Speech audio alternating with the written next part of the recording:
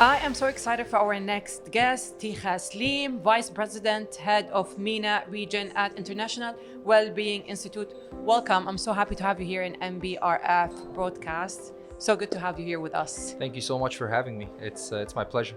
So I'm going to start with the main question. How do you see the adoption of well-being in the region? It has really been amazing to see the adoption of well and the different well programs in the region, specifically in the UAE.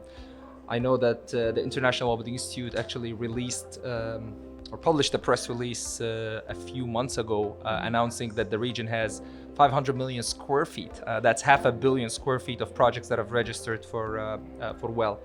I think one of the things that have kind of made people want to adopt this and understand the importance of this. I think the pandemic played a role in this, COVID-19. Yes. Because what it has done really is that it made people understand the importance of indoor environments. It made people understand that what we touch matters, what we breathe matters, how we gather indoors matters. And us as an organization, we have been doing this for over a decade. We've actually invested upwards of $150 million in the body of work called the Well Building Standard that looks at everything within the built environment and how these things impact people's health and well-being, from cognitive health, immune health, respiratory health, and a lot of different health outcomes. So right now, globally, we are across 5.1 billion square feet in 132 countries.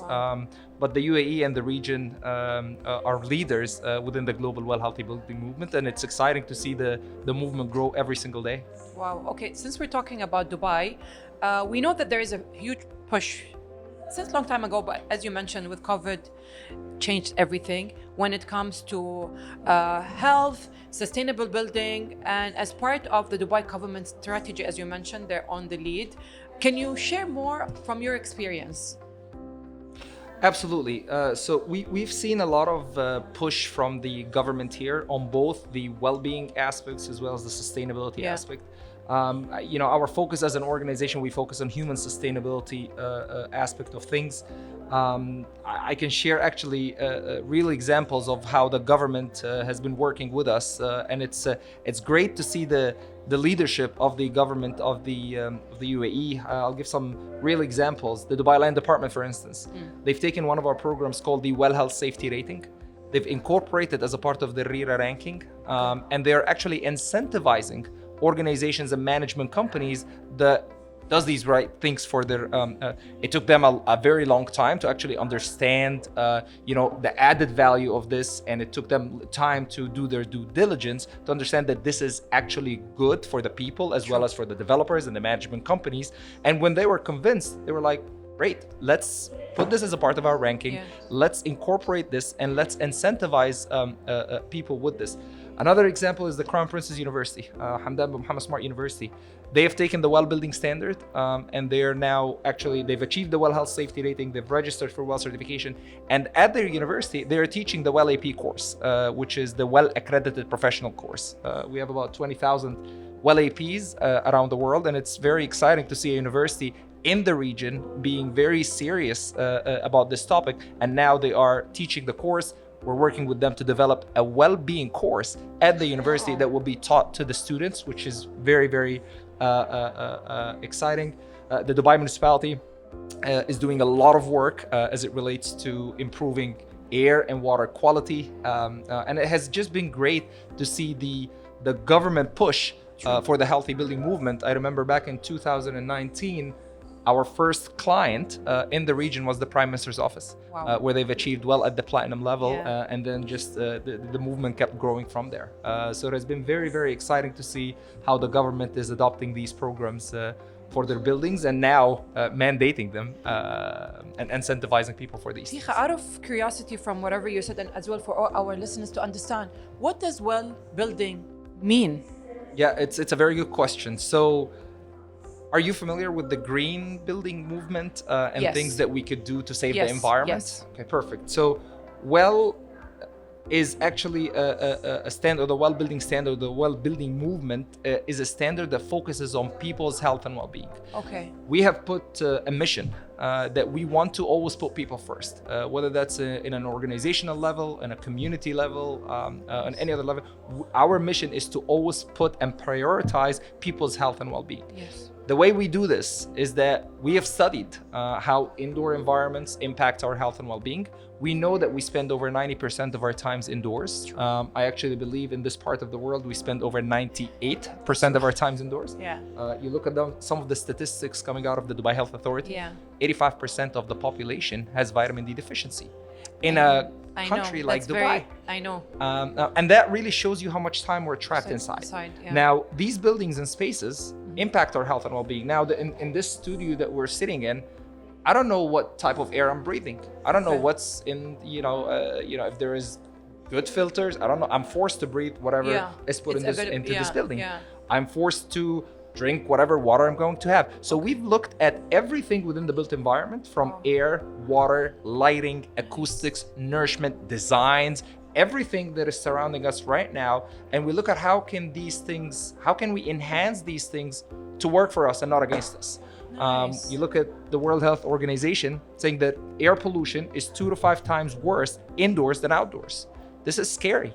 And if we don't focus on that and we don't have a third party validating body to say, okay, this organization is doing the right thing, then it would be very challenging for us. And we're seeing a lot of sickness and a lot of people that are, falling ill, unfortunately, and no one knows the reason. And a big portion of that is the indoor environment.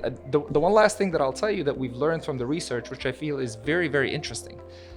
Again, we spent all of this capital with the top medical institutions in the world. We've involved Mayo Clinic, Cleveland Clinic, Harvard School of Public Health, Columbia Medical School, and so many more. And one of the interesting things that we've learned from the research is that 5% of your health outcomes are caused by genetics. We cannot do anything about this. We're born with it. It is there. Exactly. At least not yet. Okay. About 10 to 25% is caused by lifestyle and medical care. So how much you eat, how much you exercise, how much you sleep, etc. etc. The rest, up to 70%, is caused by physical and social environmental surroundings. Wow. So as I mentioned, the room that we're sitting in right now, the lights that we're being exposed to through our circadian nerve is impacting our health and well-being as we're speaking. So we've been looking at standard solutions, technologies, what have you, to enhance and to make buildings healthier for people that spend the majority of their times inside. In terms of corporate, institution, government, university, schools. Absolutely. That's Anytime amazing. we always, as our founder and CEO, Mr. Paul Shalla says, if it has 4 walls and a roof, we have a solution for it. So as long as it's a building, it's a space. We use buildings as a catalyst to really help people live healthy inside. So we know that people are spending the majority of their times inside, so we use buildings as a catalyst to inform the well healthy building. That's amazing. And it's all about AI right now. You hear it everywhere. It's all about artificial intelligence. How could the future of AI and AI being around may help this industry when it comes to well building?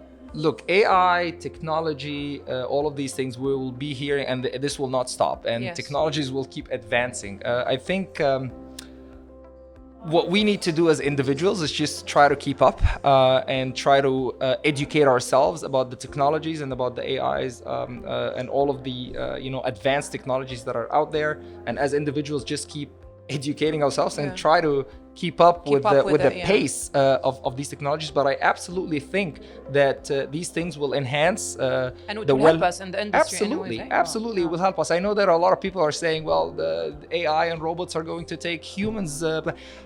Now, I don't believe that personally, I don't believe that will happen. I believe that we should always use AI and technologies and all these things to our advantage. 100%. We should learn about them and use them for our advantage. 100%. And I think that it would help us reduce our carbon footprint, and it will help us be healthy as long as we educate ourselves and as long as we know that we're using the right technology and how to use it. Teicha, I want to ask, since we're talking about well-being and being healthy and all that stuff, with your experience, you have a personal experience that I would love to hear, and I'm sure our viewers and listeners, with your experience with the journey of health. Thank you. Look, personally, I am someone that has always been obese since childhood days. I lost significant amount of weight in 3 phases in my life. The first one is I remember I lost about 65 kilos. That's 144 pounds in about 11 months. And I think, if we want to link both of them together, mental well-being is real. It is. When you're obese, and again, I was obese as a teenager, so you can imagine, you're at school, of course. it becomes very, very, very, very difficult for yeah. you as a teenager. So I've always wanted to kind of change my life and change myself, and I've lost 144 pounds or 65 kilos in 11 months.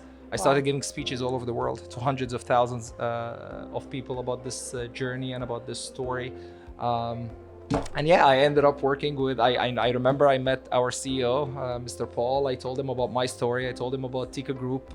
It was a non-for-profit organization that I did when I was in college, and how we're just trying to help people. And he said, well, look, I think I need to meet you in New York and tell you about what we are doing. And I remember, because it links together, it makes so much sense. Absolutely. Yeah. I think about 11 years ago when I started Teikha Group, I put on our website, and this was our mission, to bridge cultural gaps through healthy lifestyle programs all over the world. I did not know anything about Delos. I did not know anything about the International Wellbeing Institute. I did not even know that I will end up working with a company that is actually advancing healthy lifestyles within buildings. True. And I remember when I met Mr. Paul, I was just like, that's it. I think I know my path, and I think I know where I'm going to be working. He started telling me about the movement and the mission, and he's a visionary, and that's why I kind of at the time I had a lot of different offers, and I was like, this is what I want to do. Yeah. Okay. And well-being and well-building is a very interesting topic. It's good to hear it from as I told you, we've been hearing a lot of other from science, nerves and everything when it comes to knowledge. It's good to see and chat about well-being and hear about it. And I think it's a very nice thing. I'm happy to see that it's going to be implemented in so many areas, because we are indoor most of the time. So Absolutely. we need that. Teikha, Saleem, thank you so much for being with us here in MBRF podcast. It was lovely chatting with you and having you with me. Thank you so much for having me, and I appreciate the interview. Thank you so much. Thank you so much. Thank you.